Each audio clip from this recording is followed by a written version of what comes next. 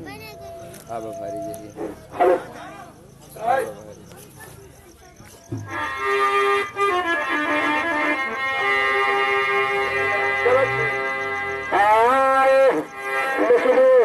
कहते हैं कि है जो हमारी सिनेमा बेड़ी, लेकिन कैसे बेड़ी होते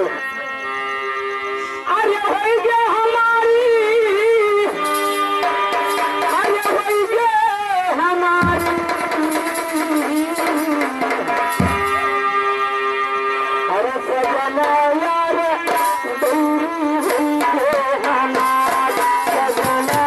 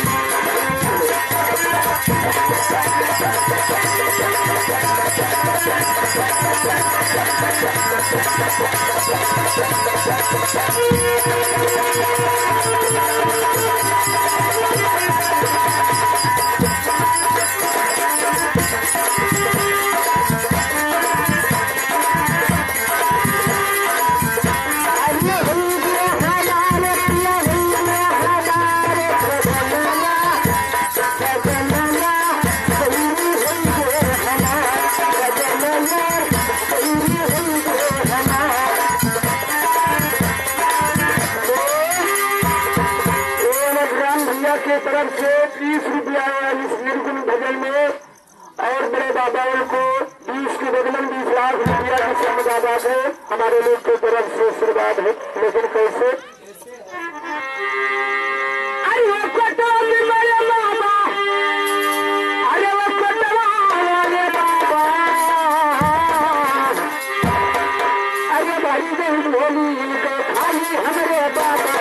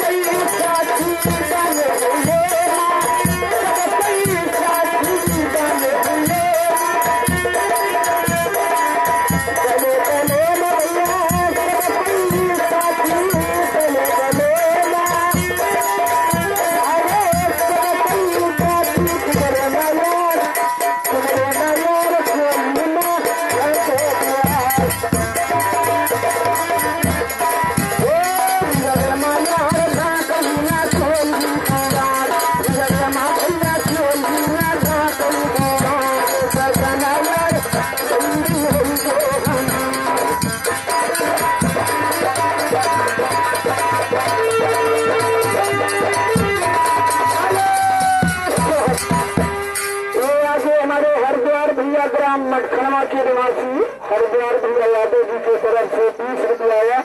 इस भगवान के भजन में खुश होकर भगवान उनको 20 के बदले 20 लाख रुपया की सम्मानदा को हमारे लोग की तरफ से आशीर्वाद है। लेकिन कैसे आशीर्वाद है भैया?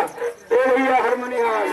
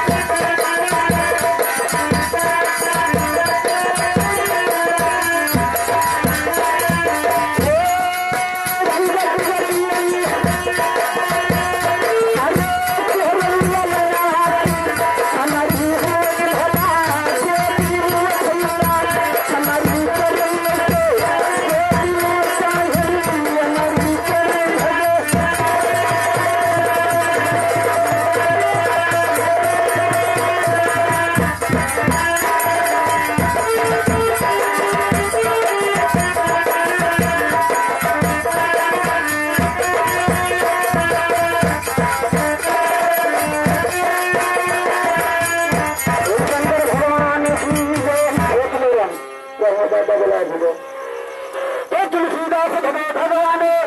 तुलसे वाले भैया भगवान भजन जाने। हेलो भैया, लेकिन सुनना अरे साहब हमारे अरे साहब हमारे चूंदरा चरण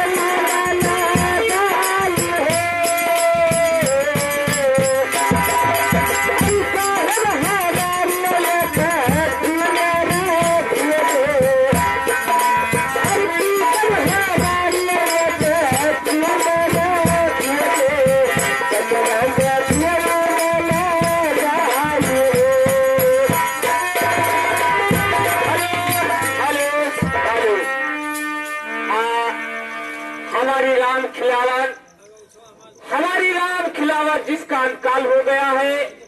हमारे राम खिलावा जिसका अंतकाल हो गया है, या मेरी मालिक उनको स्वर्गवास होना चाहिए और हमारे गलकटवा गांव का हरा भरा रखना और उनके तरफ से स्वर्गवास हो जाए और हमारे जो दीवान साहब जी हैं उनके स्वर्गवास के वास्ते ये 100 रुपया दे रहे हैं, या मेरी मालिक उनको हमेशा के लिए स्वर्गवास हो जाना चाहिए।